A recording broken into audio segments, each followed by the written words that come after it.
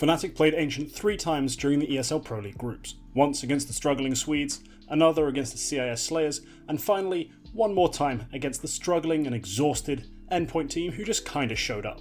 We're going to dive into the demos and figure out how solid of a pick this is for Fnatic, and if they should continue relying on it going forward into the playoffs. Remember to like, comment and sub if you want to see more content from me. It's pretty simple, that's just how it works. Now on the CT side, let's start with what worked, and one of the main set plays or ideas they had was pushing Crim's aggressive down mid, and then off of that also combining with Roy pushing up into Jag. This was a pretty consistent part of Fnatic's CT sides, first used as a way to combat lower weapon buys from the T side, and then also when they themselves had imperfect weaponry, they pulled it out to great success. It then went on to be their go-to default against Endpoint, which may be a reflection of their respect for that specific opponent. I wouldn't look to see this in more than just this Endpoint game though. It's not really that kind of a move. In order to set up this round, they use a double Molotov deep into mid, followed up by a counter flash and a smoke. Once Crim successfully pushes down behind this, Roy knows his back is completely covered from mid. He can then move out of Jag and take a fight. Now, the next part of this little combo is Fasha's play. Now, if you watched Fasha play on Ecstatic, you know he loves playing the ramp, the B ramp, and pushing down it as much as he can, and making use of the Jag player's movement to get some freebies. Now, Fasha really perfected the skill of swinging off of someone else's contact whilst playing in that really underpowered Ecstatic roster, and here we actually see a bit of a different approach, maybe a reflection of the fact that he's not necessarily ultimately the best player by a long shot on this side. He actually takes contact first in this round against Endpoint, still gets a double, and allows Roy to come out and get a freebie. A sort of reversal of this little pendulum, but still, the same ideas apply. One player takes that aggro, the other one makes most of it. On round 24 against NAVI, this protocol got them a lot of space, a lot of information, but it wasn't until a miracle in Jag far later into the round that they actually were able to win it. Round 29 is the first time we see this strategy bear fruit, as after establishing that mid space, Mezzy pop flashes Roy out of Jag, allowing him to take a pretty comfortable fight with SDY and win it. Thanks to this opener and the ensuing space taken by the Fasha and Roy duo, Fnatic are able to close out one of the most textbook CT rounds of this half. They're able to stack the A bomb site off the info and off the control they have of the rotation space.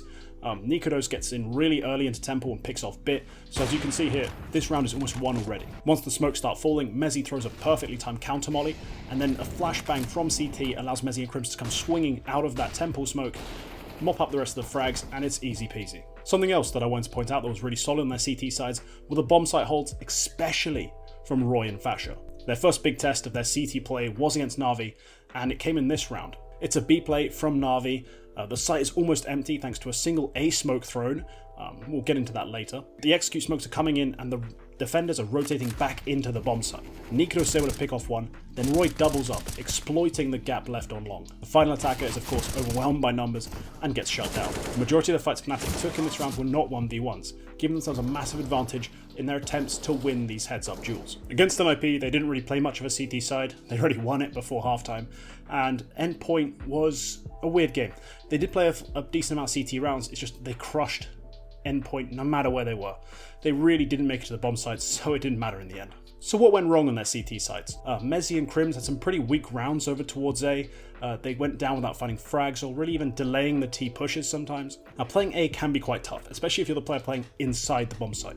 But if you're the donut player, you really have no excuse to go down 0 for 1, and that happened a few more times than I would like. Perhaps Mezzy himself had his mind focused on other places, that's why he was going down rather than just playing passively or setting up for retakes. But for Crims it really is egregious to be laying a goose egg when you're playing what is a pretty solid CT position. On the same sort of note, Fnatic did quite often start rounds off by ignoring A or playing it from quite far back. They chose, like many teams, to stack mid, try and get that control rather than prioritizing the A space. However, with limited A info, they were quite susceptible to fakes, more so than I expect most teams to be honest. Going back to that round 18 against NAVI, the reason the B hold was so weak is because this singular smoke was thrown over towards A and immediately 3 players were called off.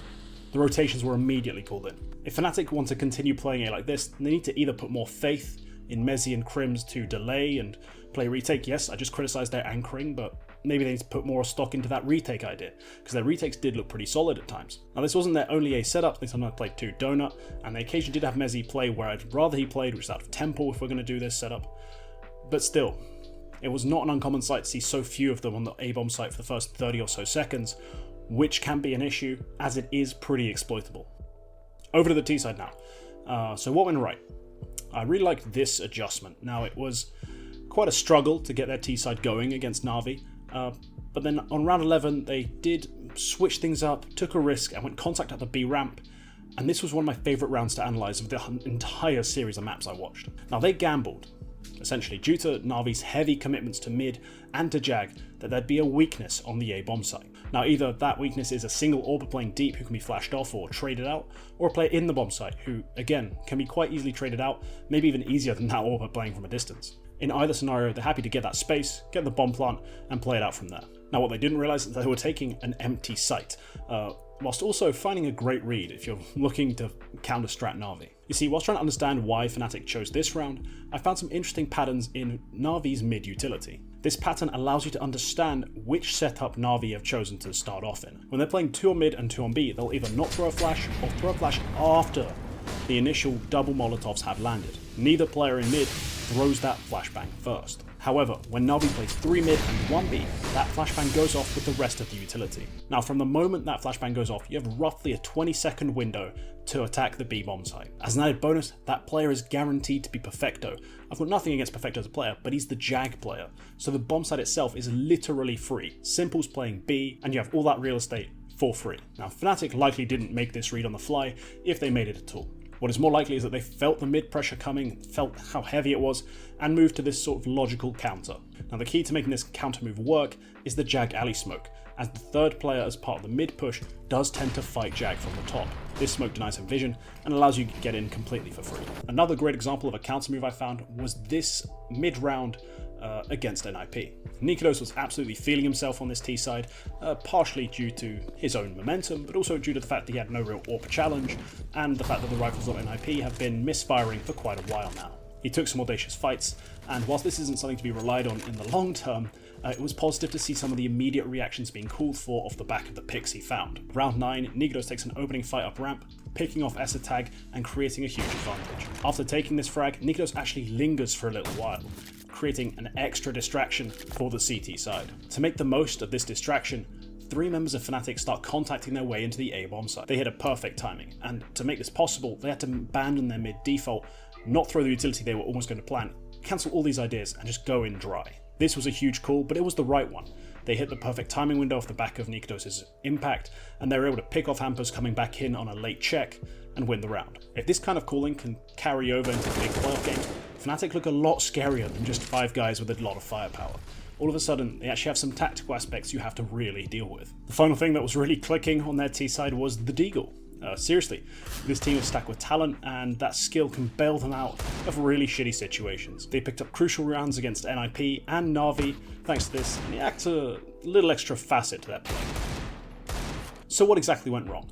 Well, when Nikodos and Fnatic looked assertive and confident against NiP, they couldn't really bring that same energy to that NAVI game. A big part is likely Simple's fear factor.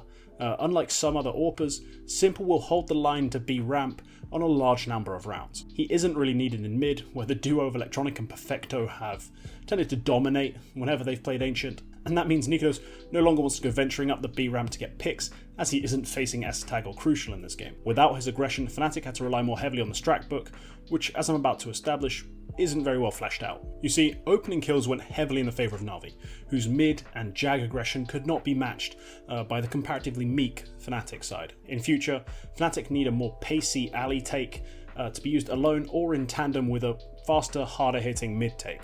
Allowing Roy to play slowly and pry for openings worked fine when the other team had no creative ideas or no elite riflers. Against NAVI, who have plenty of both, this space needs to be taken more aggressively or with more going on around the map. In other scenarios, taking mid-space or retaking mid-space in the mid to late rounds was something that seemed to be lacking too. This would be a great counter to have up your sleeve when facing a team so aggressive in the early round.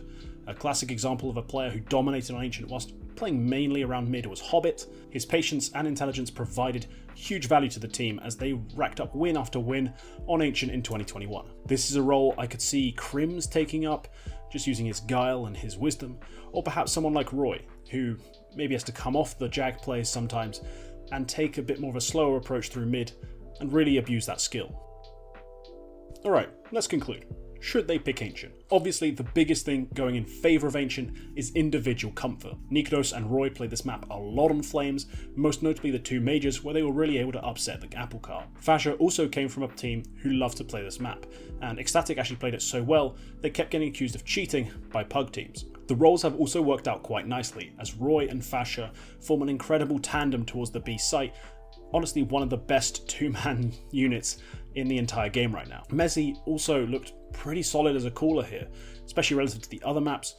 This is a map where he found good reads, good rotations, and really good timings. Now he maybe cannot make elite reads at elite speeds, make tiny little adjustments on the fly that maybe a Karrigan or a Hooksy might on this map, but he'll get there eventually, and so far this has looked pretty solid. On the other side of things, the most glaring issue is that T-side playbook. The issues I brought up earlier are obviously things that can be exploited if they're not addressed. Navi's assertive style was able to run riot over them for many rounds in a row, forcing them to make a hefty CT comeback to win in 30 rounds. If Navi had been playing at full power, I doubt Fnatic would have come even close to winning this map. On Ancient, map control is king, and being able to take it successfully is more important than having some pretty well-designed set piece for either bomb site, in my opinion. All in all, if I'm Fnatic, I'm still picking this map going into the EPL playoffs. Their CT sides are fantastic, their individuals are quite clearly at home on this map, and their T side has issues, but it's still stronger than a lot of the teams remaining in this tournament. They will be facing a third place team, which means either Outsiders,